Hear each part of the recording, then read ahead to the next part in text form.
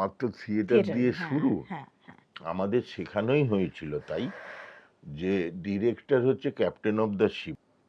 এমনিতে এখন না বলতে পারা লোকের সংখ্যা খুব কম, ম্যাক্সিমামই ইয়েস ম্যান। সবাই ইয়েস ম্যান। রবি কিনাগি ডিরেক্টর ছিলেন। রবি কিনাগি ওই যতক্ষণ না পছন্দ হবে আচ্ছা। ততক্ষণ চলবে। হুম। আমি বসে আছি, মনু মুখার্জি 38 বার টেক দিলেন। উৎপল দত্ত ওই অমানুষের পর যাই করতেন, দাদা দারুণ দারুণ দারুণ, আচ্ছা, সবাই বলতো। সবাই। আর সবাই ওই অমানুষের ওই চরিত্রটাই চাইতো উৎপল আচ্ছা, দত্ত। হ্যাঁ হ্যাঁ। তার একটা ছবিতে গেছেন, গিয়ে আবার ওই রকম, উনি জানেন যে ও ওইরকমই চাইবে, উনি ওইটা করেছেন। সেটাও নাকি তখন একটা বাচ্চা ছেলে ডিরেক্টর ছিল, সে এসে বলেছে, স্যার আমি না অমানুষের অ্যাক্টিংটা চাইছি না। আচ্ছা, নমস্কার, আমি সুস্মিতা। এই সময় লাইভে আপনাদের সকলকে স্বাগত। কথায় বলে জীবনের প্রথম যা কিছু তা সবসময়ই একেবারে হৃদয় থেকে যায়। তেমনি শীঘ্রই মুক্তি পেতে চলেছে পয়লা বৈশাখ। আর আমাদের সঙ্গে আজকে বিশেষ আড্ডায় এমন একজন রয়েছেন যিনি দীর্ঘ বছর দাপিয়ে বেরিয়েছেন টলিউড ইন্ডাস্ট্রি। আজকে আমাদের সঙ্গে আড্ডায় অভিনেতা শান্তিলাল মুখোপাধ্যায়। অনেক অনেক স্বাগত দাদা আপনাকে। কেমন আছেন বলুন? ভালোই আছি, মানে এক কথায় বললে ভালোই আছি, তারপরে আবার একটু গভীরে গেলে নানা রকম আছি। নানা রকম আছেন। এই যে এই উত্তরগুলোর জন্যই বললাম যে ইন্ডাস্ট্রিতে এত বছর দাপিয়ে থেকেও আপনি কিন্তু একদম ক্রিজে রান করে যাচ্ছেন। যাক, একটা জিনিস বলুন, পয়লা বৈশাখ আসতে এখনো অনেকটা সময় বাকি, কিন্তু তার আগেই আমরা পয়লা বৈশাখে পৌঁছে যাচ্ছি, তাই তো? তার আগেই পয়লা বৈশাখে পৌঁছচ্ছি আমাদের ছবির মাধ্যমে। আর এই পয়লা বৈশাখ দেখার পর ওই পয়লা বৈশাখ এলেই তখন আবার একটা মনে হবে এটার সাথে ওটা মিলে গেলে কি গন্ডগোলটা হবে। আচ্ছা, মানে দু ধরনের পয়লা বৈশাখ। দু ধরনের পয়লা বৈশাখ। আচ্ছা, একটু যদি বলেন, মানে এই পয়লা বৈশাখের বিশেষত্বটা কি, কেন আমাদের ওটাই গেলে এটাই মনে পড়বে? পয়লা বৈশাখ যেভাবে আমরা দেখি একটা বছরের শুরু, একটা ক্যালেন্ডার ইয়ারের শুরু হিসেবে দেখি, এবং বাঙালির সংস্কৃতিতে পয়লা বৈশাখের নতুন খাতা খোলা, মুখ তমুক নানা রকম হয়। ঠিক। তো এই পয়লা বৈশাখের দিনটাকে নিয়েই একটা গল্প। আচ্ছা। আমাদের ছবিটাই পয়লা বৈশাখের দিনটা নিয়েই শুরু হয় এবং চলে। তো ন্যাচারালি সেই পয়লা বৈশাখে নানান রকম ঘটনা ঘটে, নানান কিছু হয়। তো ন্যাচারালি আবার অরিজিনাল পয়লা বৈশাখে গেলে মনে পড়বে আমার জীবনেও যদি আজকের পয়লা বৈশাখটা ওই রকম ঘটনা ঘটতে থাকে তাহলে কি কাণ্ডটাই না হবে। আমি একটা জিনিস দেখছিলাম যে কল্প বিজ্ঞান, এখানে একটা বিজ্ঞানের অন্যরকম দিক তুলে ধরা হচ্ছে।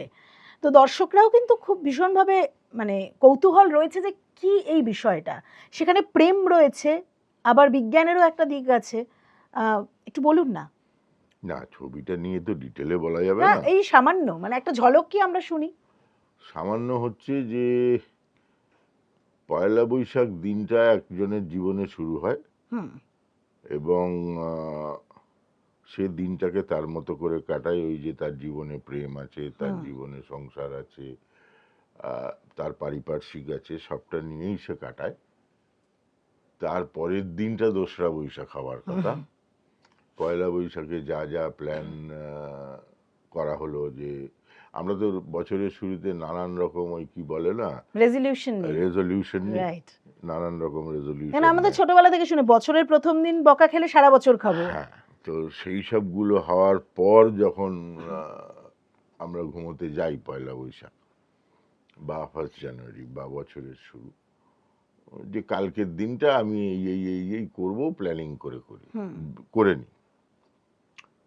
তারপরে পরের দিনে দোসরা বৈশাখ সকালে ঘুম থেকে উঠে কি দেখবো, কি দেখছি, আমাদের এই ছবিটা সেইখানেই একটু বড় কোয়েশ্চেন মার্ক। যে যদি ধরে নিই যে নায়কের জীবনের পয়লা বৈশাখ এবং পয়লা বৈশাখ রাতে শুতে যাওয়া এবং পরের দিন সকালবেলা উঠে নায়ক কি দেখলো, সেটা নিয়েই একটা অন্যরকম একটা ব্যাপার। এবং ওই যে বললে বিজ্ঞান, তো সেই মানে বিজ্ঞান নিয়েই আছে এই পয়লা বৈশাখটাকে ঘিরেই কতগুলো বৈজ্ঞানিক তত্ত্ব, যেগুলো সারা বিশ্বে বিভিন্ন সময় আলোচিত হয়। নানা রকম পরীক্ষা নিরীক্ষা চলছে, নানানজন নানানভাবে তার ব্যাখ্যা করছেন। সেইটাকে নিয়ে এই পুরো ছবিটা। বাহ! আপনার চরিত্রটা যদি একটু বলেন। আমার চরিত্রটা একটা বৈজ্ঞানিকের চরিত্র, আচ্ছা, আচ্ছা, যারা একটা বিশেষ জিনিস খুঁজে বেড়াচ্ছে। আচ্ছা। আমরা তো মুমতাজকেও দেখছি একদম অন্যভাবে। হুম, মুমতাজকেও দেখতে পাবো। হ্যাঁ, মুমতাজও ওই খোঁজার অংশ, এবং সেও ওই বৈজ্ঞানিক শাখা থেকেই এসছে, বিজ্ঞানের শাখা থেকেই এসছে। সেও একটা জিনিস খুঁজছে। তা তার খোঁজা আমার খোঁজা আলাদা হলেও দুটো কোথাও গিয়ে একটা পথ এক মেলে। হয়ে যায়। হ্যাঁ, এবং সেই জন্য একসঙ্গে খোঁজা শুরু হয়। আমি আরেকটা ইন্টারেস্টিং জিনিস, যেটা গল্প তো আছেই সবকিছু, কিন্তু অনিন্দ্য পুলককে বেশ অনেকদিন বাদে আবারও একটু একেবারে মানে আমি যতটুকু ঝলক বা যাতে দেখেছি যে একটু অন্য রকম ভাবেই দেখা গেল, কারণ অনিন্দ্যদা বরাবরই একটু অন্যরকম কাজ করে, তো সবাই মিলে আবার একটা তো রিইউনিয়নও বটে। হ্যাঁ, অবশ্যই রিউনিয়ন। আমাদের আসলে আমরা প্রত্যেকেই দীর্ঘদিন ধরে কাজ করছি, হুম, মমতাজ, অনিন্দ্য, আমি। তো আমাদের ওই কাজের সময়ই 10 দিন, 12 দিন, 20 দিন যখন শুটিং হয় তখনই দেখাটা হয়, এবং আবার হয়তো আগের ছবিটা 2 বছর আগে হ্যাঁ, করেছি হ্যাঁ, হ্যাঁ, একসাথে। ঠিক। এই 2 বছরের মধ্যে হয়তো বার দুয়েক দেখা হয়েছে, কিন্তু এই যে আবার পরপর 10-12 দিন দেখা বা 20 দিন দেখা, তখন যেন আবার ওই পুরনোটা ফিরে আসে। ঠিক, মাঝখানের ওই গ্যাপটা আর মাথাতেই থাকে না, মাথাতেই থাকে না। বা বোঝাও যায় না। তো আমরা দীর্ঘদিন কাজ করার ফলে একটা কেমিস্ট্রি তৈরি হয়, তো হুম, হুম, বোঝাপড়া তৈরি হয়, সেই ন্যাচারালি তখন ভালো লাগে। একদম। পরিচালকের সঙ্গে কাজ করার মানে অভিজ্ঞতা কেমন? পরিচালকের সঙ্গে কাজ করার অভিজ্ঞতা বলতে, প্রথম ছবি করছে এরকম এর আগেও আমি হ্যাঁ, কাজ করেছি করেছেন। অনেক ঠিক, ঠিক। পরিচালকের সাথেই। তো তাদের মধ্যে কিছু কিছু পরিচালক দীর্ঘদিন অ্যাসিস্ট্যান্ট ডিরেক্টর হিসেবে কাজ করেছেন, তারপরে কাজ করছেন। এরকমও হয়েছে কিছু কিছু পরিচালক প্রথম একেবারেই প্রথম কাজ করছেন, অ্যাসিস্ট্যান্টও ছিলেন না, কিছুই ছিলেন না, এরকমও পরিচালক ছিলেন। তো প্রথম ধাক্কাটা খেয়েছিলাম এই পরিচালক অর্কবাবু, যেদিন আমার সঙ্গে দেখা করেন, মানে ওনার একটা অফিসে যাই, স্ক্রিপ্টটা নিয়ে আলোচনা হয়। ওই আহ, এটা মানে বিষয়টা শুনেই প্রথম একটা ধাক্কা হ্যাঁ, মানে লেগেছিল। একটু কঠিনও বিষয় নয়, প্রথম কাজ হ্যাঁ, বলে হিসেবে কিছুই তো। মানে যে বিষয়টা, সেই হুম, বিষয়টা সম্পর্কে কিচ্ছু জানি না আমি, হ্যাঁ, এমন একটা বিষয় বলল। মানে আমার কাছে কিছুই এই এই জিনিস আমি শুনিও নি কোনোদিন, জানিও না। তো আমার মানে এটা আবার কিরাম হলো ব্যাপারটা, এরম একটা হয়। তো আমাকে ওর মতো করে ন্যাচারালি বোঝাবার চেষ্টা করে, এবং আমার মুখ দেখে বুঝতে পারে যে যে আপনি কিছুই বুঝতেই বুঝছে পারেন। না, কিছুই বুঝছে না। তার মধ্যে আমার পরিচালকের একটা দেখতেই অন্যরকম, অ্যাপিয়ারেন্সটাই অন্যরকম, আচ্ছা, পরিচালকের। পরিচালকের ওকে। অ্যাপিয়ারেন্সটাই অন্যরকম। হুম, তো আমি খুব মানে ভুরু ফুরু কুঁচকে গেছে প্রায়। হুম, আমি তো শুনে টুনে, তারপরে আমাকে সম্ভবত প্রথম দিনে একটা স্ক্রিপ্টও দিয়েছিল, আচ্ছা, যতদূর মনে পড়ছে। তো আমি তারপরে বেরিয়ে আসি, চলে আসি। পরে এসে ওই যে বিষয়টা বলল, আমি তখন শিওর নই যে ছবিটা হবে কি হবে না, হুম, হুম, কিন্তু যাই হোক আমার সাথে যোগাযোগ করেছে, স্ক্রিপ্ট দিয়েছে, ন্যাচারালি তখন থেকেই একটা প্রিপারেশন হুম, শুরু হুম, হয়। তো বিষয়টা নিয়ে একটু ঘাঁটাঘাঁটি শুরু করি। ঘাঁটাঘাঁটি বলতে, আগেকার দিন হলে কি হতো জানি না, এখন একটা সুবিধা হয়ে গেছে আমাদের ইন্টারনেট। ইন্টারনেট। তো সেই ঘাঁটাঘাঁটি শুরু করি এবং দেখি যে বা আরো ক্রমশ জটিল হচ্ছে ব্যাপারটা, আচ্ছা, ঘাঁটতে গিয়ে আরো ঘেঁটে যাওয়া। আর আমি নিজে ঘেঁটে যাচ্ছি আরো। তো তবু যাই হোক, চেষ্টা করে করে করে করে উম, খানিকটা, তারপরে বিভিন্ন সময়, আর প্রথম ছবি করতে গেলে তো নানান রকম সমস্যার ঠিক। সম্মুখীন হতে হয়। আমাদের ডিরেক্টরও নানান সমস্যার সম্মুখীন হয়েছেন। তারপরে সব কাটিয়ে শুটিংটা যখন হলো, এবং বিভিন্ন সময় শুটিংটা হয়েছে, বিভিন্ন জায়গায় শুটিংটা হয়েছে, নানান রকম করে। কিন্তু একটা জিনিস আমার যেটা দেখে লেগেছে, যে ডিরেক্টর অসম্ভব ফোকাসড, হুম, ডিরেক্টর আমি এই জিনিসটা দেখাতে চাই, এইটা এভাবে দেখাতে চাই, এবং এভাবে দেখাতে গেলে কি কি করতে হবে ওর মাথায় একদম রেডি করা আছে, এবং অসম্ভব ফোকাস, সেটা ওর খুব পজিটিভ জায়গা বলে আমার মনে হয়েছে। একদম যার ফলে ও যখন যেরমভাবে চেয়েছে আমি সেভাবে ওর সঙ্গে থাকার চেষ্টা করেছি। ঠিক। ইন্ডাস্ট্রিতে তো দীর্ঘ বছর, কত কত বছর হয়েছে কাউন্টে মনে পড়ছে? আমার যতদূর মনে পড়ে সম্ভবত 94-এ একটা দুটো কাজ করেছিলাম, হুম, তারপরে 96 থেকে মোটামুটি টুকটুক টুকটুক করে কাজ মানে করা 30 শুরু। বছর প্রায়। হ্যাঁ, তা 30 বছরে কতটা বদল দেখলেন? অনেক কিছু, সময় বদলেছে, সবকিছু হ্যাঁ, বদলেছে। মানে আমাদের এই গত 30 বছরে পৃথিবীটা যেভাবে বদলেছে, বদলেছে ঠিকই।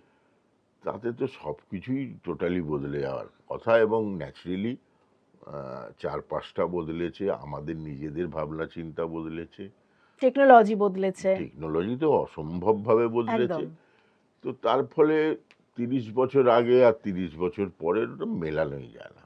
ঠিক। কিন্তু এই যে আমি বলি, নতুন পরিচালকের সঙ্গে কাজ করতে গেলে অনেক সময় মানে ধরুন একটা টেক তার পছন্দ হয়নি, স্বাভাবিক, সেই তো ক্যামেরার সামনে সেই মাস্টার। তো সে যদি একজন সিনিয়র আর্টিস্টকে বলে যে হয়নি, আমার পছন্দ হয়নি, এই যে না, কোট আনকোট না শব্দটা, এটা শুনতে গিয়ে কখনো খারাপ লাগে? খুব ভালো লাগে। কখনো যদি কোনো ডিরেক্টর বলেন আমার এটা পছন্দ হয়নি, আবার করতে হবে, খুব ভালো লাগে। তার কারণ হচ্ছে যে এমনিতে এখন না বলতে পারা লোকের সংখ্যা খুব হুম, কম। ম্যাক্সিমামই ইয়েস ম্যান। সবাই ইয়েস ম্যান। না বলতে পারা লোকের সংখ্যা খুব কম। তো যখন কেউ বলে যে এটা হলো না,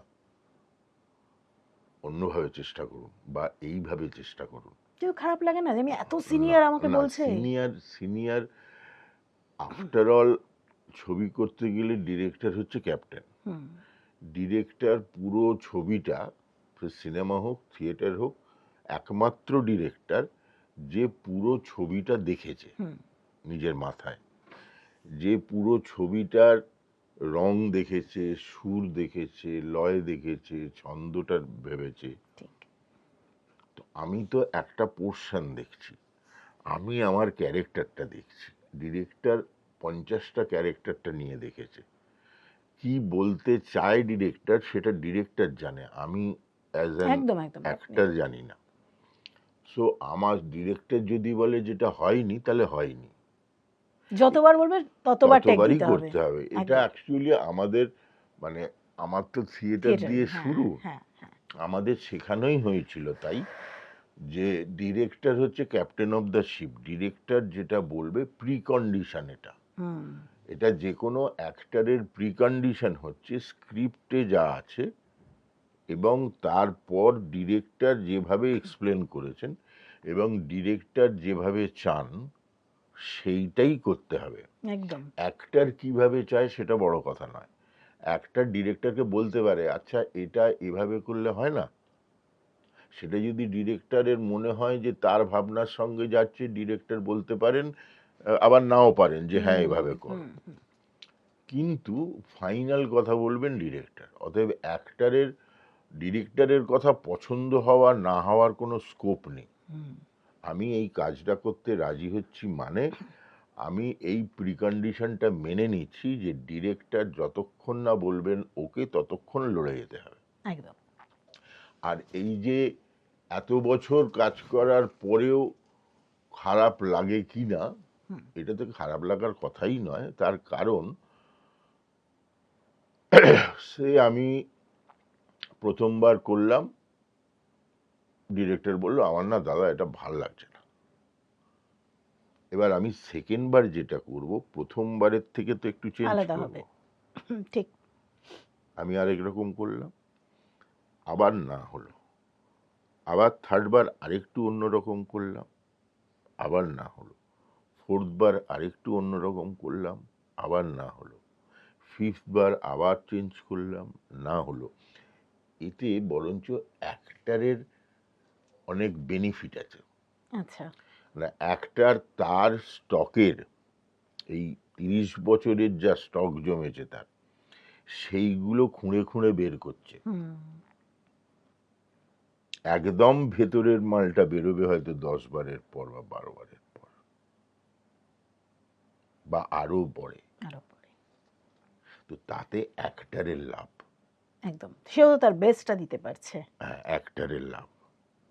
অতএব তাতে অ্যাক্টারের ক্ষুণ্ণ হওয়ার কোনো জায়গা নেই। যদি কেউ ক্ষুণ্ণ হন হুম। বা তার মনে হয় যে এটা আমি এত সিনিয়র অ্যাক্টার, আমাকে এসব বলছে, তাহলে তিনি নিজের ক্ষতি করছেন। আমি একটা ছবিতে দেখেছিলাম মনু মুখার্জিকে, হুম। রবি কিনাগি ডিরেক্টর ছিলেন। রবি কিনাগি ওই যতক্ষণ না পছন্দ হবে আচ্ছা। ততক্ষণ চলবে। হুম। আমি বসে আছি, মনু মুখার্জি 38 বার টেক দিলেন। রবি কিনাগি বলছে নেই দাদা, ঠিক আছে আরেকবার দিচ্ছি। 38তম বারে রবি কিনাগি বললেন হ্যাঁ। একটু বিরক্তি নেই, কিচ্ছু নেই। আমরা ওই যে সিরিয়াল করতাম হুম। এক আকাশের নিচে, হ্যাঁ, ওরে বাবা।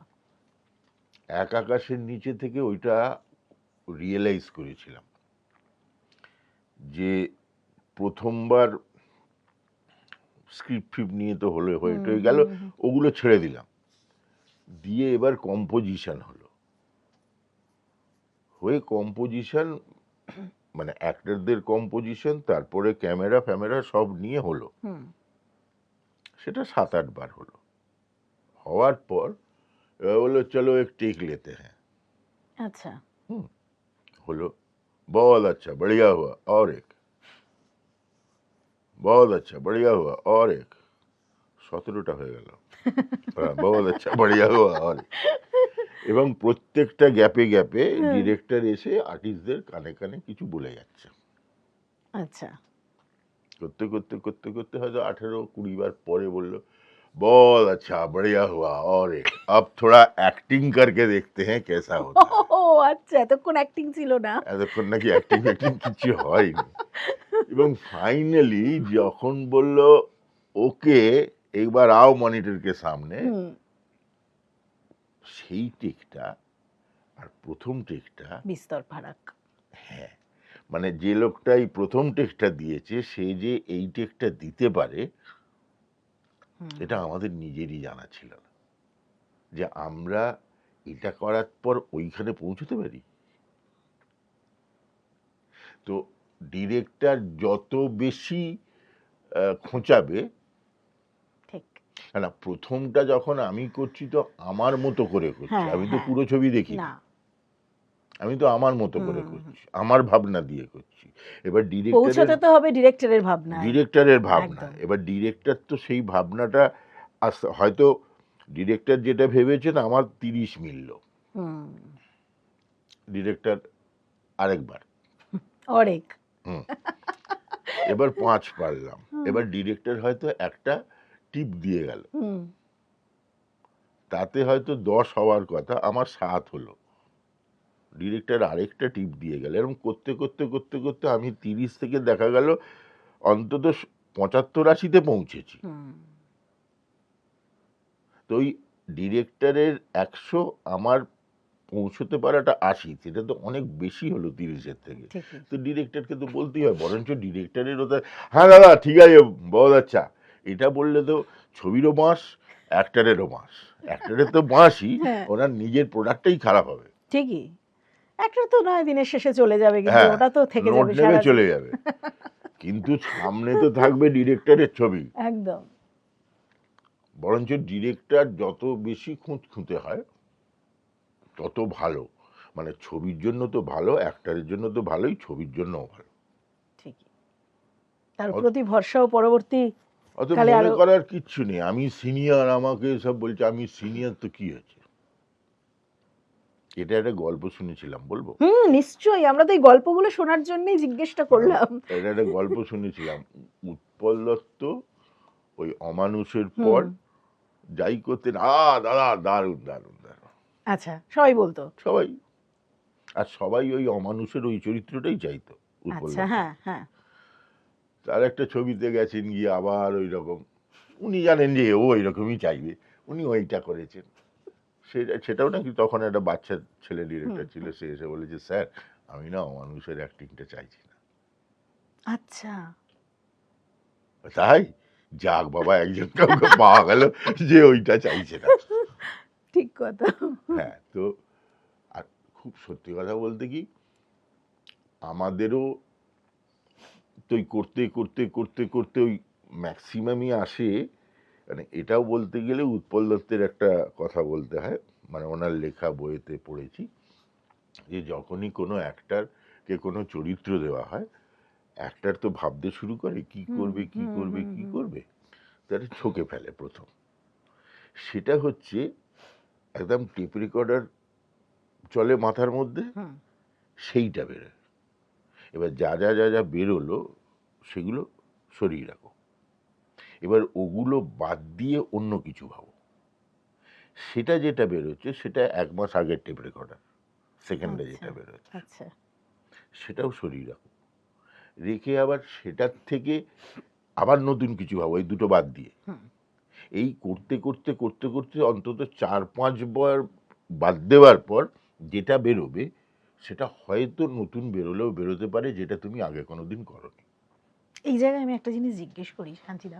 সেটা হচ্ছে যে এই যে আপনি বললেন না যে একটা চরিত্র নিয়ে ভাবনা, সত্যি বলুন এই একটা চরিত্র নিয়ে এত ভাবনা কি এখন মানুষ ভাবে? মানে এখনকার অভিনেতাদের যদি আপনি বলেন, কারণ এক শ্রেণীর হাতে ধরুন যখন কাজ আসছে পরপর কাজ, হ্যাঁ, সিরিয়াল হোক, সিরিয়ালে তো করতে পারে না একসঙ্গে, সিনেমার কাজই ধরুন বা সিরিজের কাজ, অনেক কাজ, তারা তো একটার সাথে আরেকটা শুটিং কোনো রকমে এদিক ওদিক করে একটা করে শুটিং কমপ্লিট করে।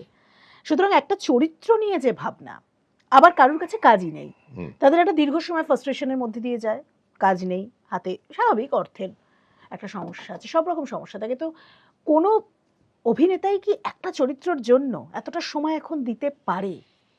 না, যার হাতে পরপর পরপর কাজ আছে, এসে গেছে, হুম। তার পক্ষে দেওয়া খুব মুশকিল। হ্যাঁ, এইটাই। কিছুদিন আগে পঙ্কজ ত্রিপাঠীর একটা ইন্টারভিউ শুনছিলাম, হ্যাঁ, তাতে উনি বলছেন আমার তো এখন মনে হচ্ছে সব ছেড়ে ছুড়ে পালাই। ভাবুন, ওটা পঙ্কজ ত্রিপাঠী বলেই হয়তো হ্যাঁ, বলছে। সব ছেড়ে ছুড়ে পালাই, অন্তত মাস দুয়েক চুপচাপ গিয়ে গ্রামের বাড়িতে শুয়ে থাকি। মানে আমাদের দেশের স্ট্রাকচারে সেটা সম্ভব না। সম্ভব নয়।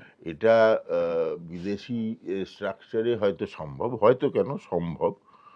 আহ, কিন্তু আমাদের দেশে মানে যখন ওই যাকে মানুষ নিচ্ছে পর পর পর পর পরপর পর পর নিচ্ছে দিয়ে একদম। যাচ্ছে, আবার যখন নিচ্ছে না তখন আবার তার ডিপ্রেশন হচ্ছে, খুব স্বাভাবিক, তা তার থাকছেই না। অর্থনৈতিক হ্যাঁ। অর্থনৈতিক প্রবলেম একটা তৈরি হবেই, হুম, সেটাই স্বাভাবিক।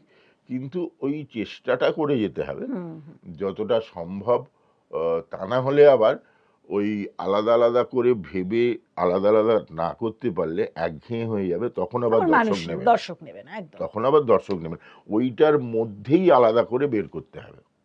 কিন্তু আমি সেই জায়গা থেকে বলছি, আপনারা থিয়েটারের সঙ্গে যেহেতু থিয়েটার দিয়ে শুরু না, বা এখনো থিয়েটারের চলছে তো। সঙ্গে যুক্ত জীবন, সেটা কি একটা প্লাস পয়েন্ট মানে এই ক্ষেত্র থেকে? কারণ থিয়েটারের শিক্ষাটা তো যে হ্যাঁ, স্কুলিংটা, হ্যাঁ। ওইটা কন্টিনিউয়াস চলছে থিয়েটারে। আমি রমাদার কাছে চন্দন নিয়ে হ্যাঁ, হ্যাঁ, গেছিল হ্যাঁ। 89-এ। তো তখন থেকে যে শেখাটা শুরু হয়েছে, সেই শেখাটা এখনো চলছে। হুম, এবং যতদিন থিয়েটার করব সেটা চলবে। ওই যে সপ্তাহে 3 দিন ক্লাস করা, সপ্তাহে 3 দিন আমাদের দল বসে, সপ্তাহে 3 দিন একটা ক্লাস চলে, হুম, মানে হুম। ওই রিহার্সাল মানেও তো হ্যাঁ, ক্লাস। হ্যাঁ, একদম, একদম। আমাদের নতুন নাটকটা মেঘনাদে স্ক্রিপ্টে ছিল 43টা চরিত্র, আচ্ছা। তারপরে আরো 10টা ঢুকেছে, হুম, 53টা চরিত্র। আমি তো 53 জনকে দেখতে পাচ্ছি সামনে, হুম। 53টা মানুষ। এই যে ব্যাংকিংটা হয়, ঠিকই। এই 53টা মানুষকে দেখতে পাচ্ছি, মানে চরিত্রকে দেখতে পাচ্ছি, আবার এই 53 জনই যখন চরিত্রের বাইরে মানুষ হিসেবে হুম, হুম, দেখি, তা হুম, আরো 53 যোগ হলো। এইরকম ভাবে তো এত বছর ধরে যোগ হচ্ছে। হুম। সো থিয়েটার সঙ্গে থাকলে একটা, মানে আনকনসিয়াসলি একটা ব্যাংকিং তৈরি হয়। হ্যাঁ। এই ব্যাংকিং বললেই মনে পড়ে গেল সৌমিত্র জেঠুর কথা। একটা বিয়ে বাড়ি গেছি, হুম, তো সৌমিত্র জেঠু গাড়িতে বসে আছে। আমি বললাম, কি হলো, আপনি গাড়িতে? বলে, না, উপরে বড্ড বেশি ওই স্যার স্যার এটা হচ্ছে, আচ্ছা। বিরক্ত হচ্ছে। এই কথা বলতে বলতে বলে, জানিস তো, আমাদের না কি বলতো, আমরা হচ্ছি এটিএম মেশিনের মতো। আচ্ছা। যত বেশি নোট ভরে রাখা যায় তত বেশি বের করা যায়। হুম। যা দেখবি চারিদিকে সব মেমোরিতে ভরে রাখবি। ও। একটা করে ছবি আসবে বা কাজ আসবে, কার্ডটা ঢোকাবি, নোট বের করবি, কাজে লাগিয়ে দিবি। ওই মেমোরি ব্যাংকটা হচ্ছে এটিএম মেশিন, ঠিক। আর তুই হচ্ছিস ওই কার্ডটা। মাল বের করবি, কাজে লাগবি। যদি ওটা কমে যায় তাহলে এদিকে মুশকিল। সেই এটা জন্যই বলো। তো সৌমিত্র জেঠু অত বছর অত ধরে কাজ বছর করে ধরে গেছে। একদম একদম। আমাদের দলে একটা নাটক হয়েছিল যুগনায়ক, হ্যাঁ বিবেকানন্দর হ্যাঁ কাহিনী। হ্যাঁ। তো আমি তাতে বিবেকানন্দর পাঠটা করেছি। এই গল্পটা আমি শুনেছিলাম। যেদিন বাড়িতে বললাম যে আমি বিবেকানন্দর পাঠ করব, তুমি বিবেকানন্দ, যে মানে মেনে নিতে পারছে না। ভগবানে বিশ্বাস করো না, কিছু করো না, হ্যাঁ। তুমি বিবেকানন্দ কি করবে? এই চন্দনদা বাজে কাস্টিং করে যারা যা, ফোন করে, চন্দনী, কি গো চন্দনদা, তুমি কাস্টিংটা কি করলে? ও ভগবান মানে না, কিছু মানে না, ওকে তুমি বিবেকানন্দ দিয়েছো। চন্দন বলে, আমিও তো ভগবান মানি না, আমি তো হ্যাঁ। রামকৃষ্ণ করছি। কম্বিনেশন। তো ওর সমালোচক দীপ্তি সবসময়।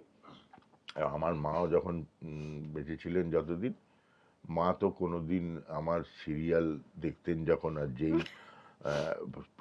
প্রথম জীবনে তো সব ভিলেনের পাঠ হ্যাঁ, করতাম। ভিলেন, ওরে বাবা। তো ভিলেন মানে হ্যাঁ, মদ খাবে, এ হুম হবে। হুম।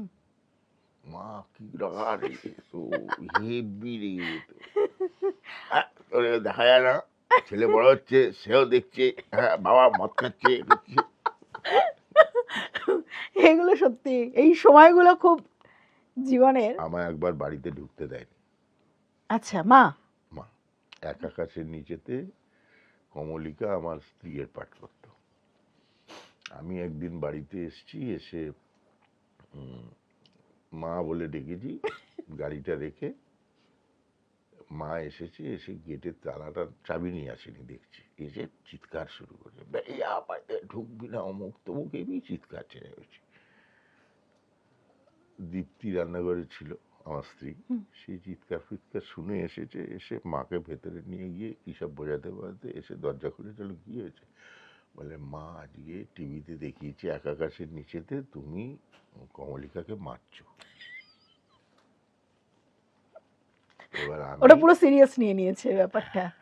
আচ্ছা। বউয়ের গায়ে হাত দিয়েছিস, এত বড় সাহস, এত কষ্ট করে লেখাপড়া শেখালাম, এই শিখলি? মানে রিল আর রিয়েল লাইফ মিলেমিশে একাকার। বাবা, যা তা হয়েছে। দারুণ দারুণ বিষয়টা। অন্যান্য সমস্ত খবরের জন্য আপনাদেরও চোখ থাকুক এই সময় লাইভে।